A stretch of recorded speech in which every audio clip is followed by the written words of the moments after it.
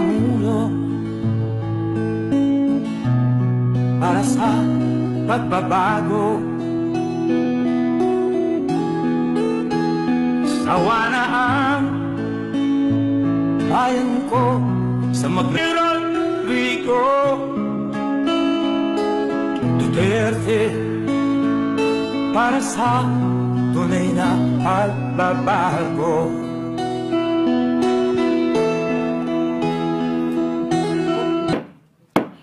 Majority Leader. I move that we consider the budget of the Office of the Vice President and recognize the sponsor, Senator Grace Poe, for her opening statement, and to likewise deliver a belated manifestation concerning the budget of the Office of the President, and later to interpellate Senator Bongo.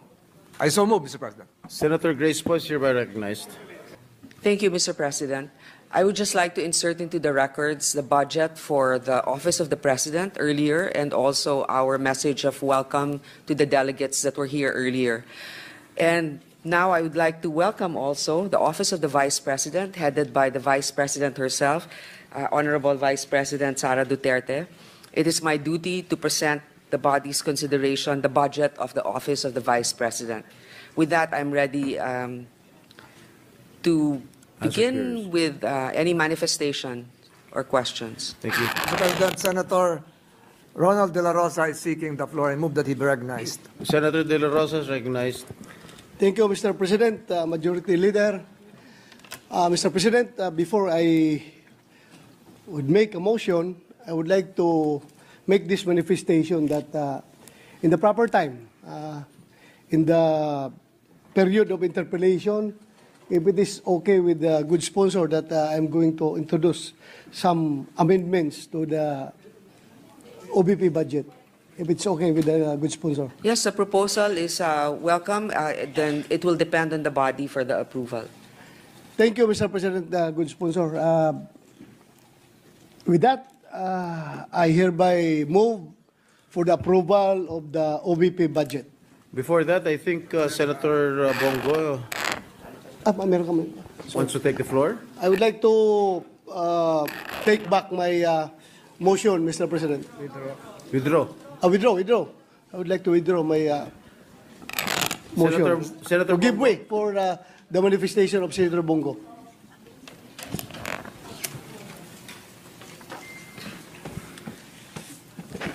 Thank you, Mr. President. As we know, the Office of the Vice President ang ikalawang pinakamataas na opisina sa ating gobyerno. Ang sinumang nakaupo dito ay inihalal ng taong bayan at may responsibilidad na maghatid ng serbisyo, lalo na po sa mga nangangailangan.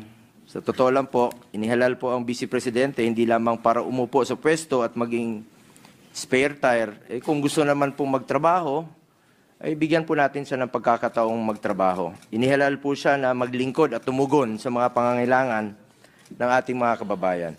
Subalit, Mr. President, ang budget po na inilaan para sa OBP ay binawasan po sa General Appropriations Bill na para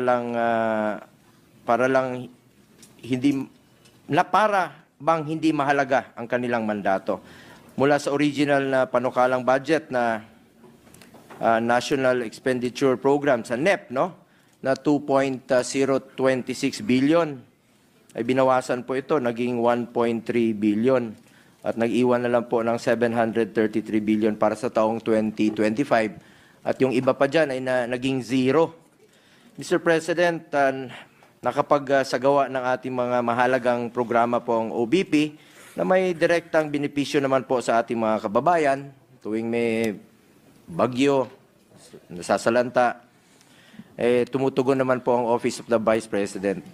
Mayroong mga inisyatibang OBP tulad ng Magnegosyo Taday na nagbibigay po ng grants at training para sa kabuhayan ng mga maliliit na negosyante at kababaihan at ang Educational, Medical, and Burial Assistance Program na naglalaan po ng tulong pinansyal para sa mga kababayan nating nangangailangan. Sa panahon po naman ng kalamidad, nandiyan po ang Disaster Response Program ng OBP na nagbibigay po ng agarang tulong, relief packs at iba pang suporta sa apektadong lugar. Kung tayo nga na sa legislative ay tumutulong tayo. Hindi natin nililimitahan ang sarili natin bilang mambabatas lamang. Ang trabaho naman natin, representation, constituency at legislation, lalo na po ang Office of the Vice President na executive yung function nila. Sana po'y bigyan natin ng pagkakataon na makapagtrabaho naman po ang Office of the Vice President. Ngunit ang mga nabanggit ko pong mahalagang programa ng OVP ay maapektuhan dahil bahagi rin po dito na tinanggal sa budget ng OVP sa ilalim ng General Appropriations Bill. Mr. President, public offices in general are meant to serve the Filipino people, lalo na kung lumalapit sila diretso ang kanilang opisina sa ating mga kababayan. Basic mandate po ang tumulong, lalo na po sa nangangailangan ng social services. Mr. President, ang pagbawas po sa budget ng OBP ay direktang makakaapekto sa kakayahan ng OBP na makapaghatid po ng serbisyong naglilingkod sa tao mula sa Luzon, Visayas at Mindanao para nating tinanggalan ng kapasidad ng isang ahensya or in this case, isang halal na pinuno ng bansa na magserbisyo po. Kaya po nananawagan po sana ako sa mga kasamahan natin dito na sana po'y madagdagan, no? O maibalik ang pondo po na naaprubahan sa NEP for 2025 para naman po makapagtrabaho ng maayos ang ating Vice Presidente na parte po ng executive branch of the government. Para naman po para naman meron tayong working Vice President at hindi lang po spare tire. Gusto naman po magtrabaho ng ating Vice Presidente. Huwag ho nating pilayan ang gustong magtrabaho. Sa totoo lang po, ang daming opisina na mas malaki pa ang budget kaysa OBP, pero underperforming. Ang iba nga dyan, natutulog yung pondo.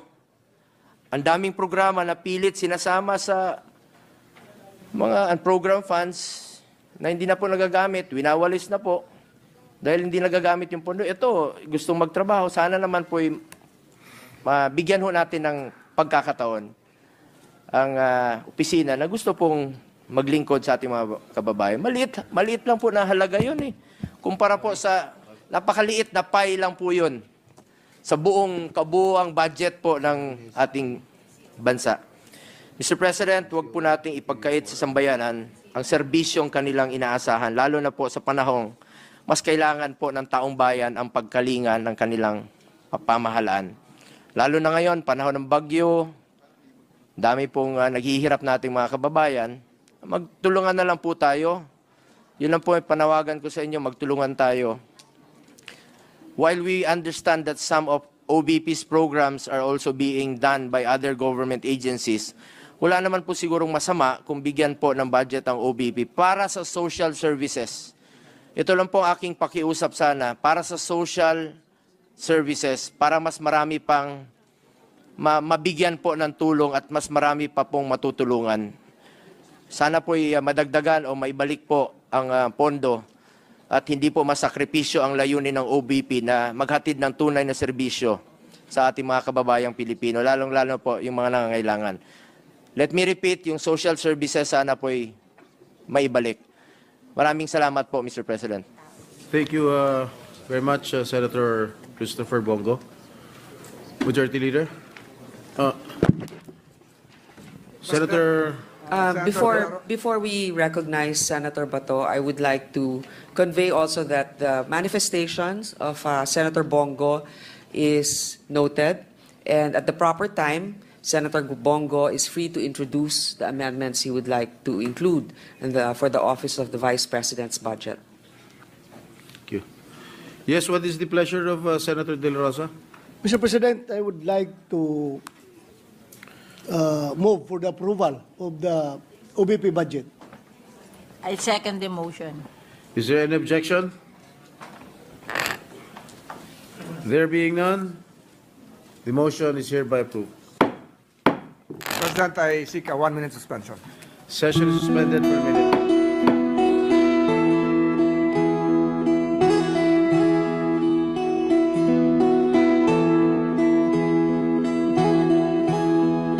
Ikaw ang pangulo para sa pagbabago sa Awa na ang kahapon, ikaw ang